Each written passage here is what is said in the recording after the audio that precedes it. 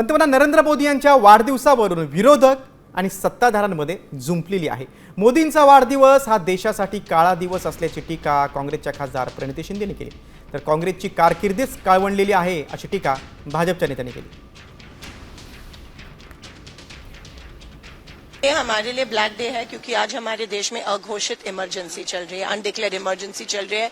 Opposition को बोला नहीं दे रहे हैं, वोट चोरी वहां पे हो रही है, प्रेस के सारे जो राइट्स है वो खींचे गए हैं। तर गांधी परिवाराला खुश करण्यासाठी हे विधान असेल तर तुम्हाला हे विधान लखलाभ लाभो।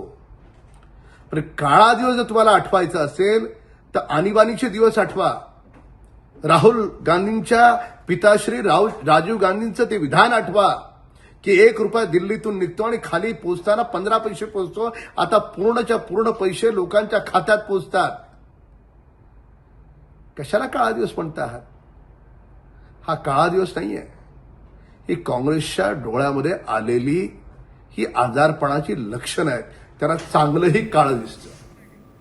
आता isakal.com आहे देशातील नंबर 1 ची मराठी न्यूज वेबसाईट। प्रत्येक अपडेटसाठी isakal.com ला नक्की भेट द्या।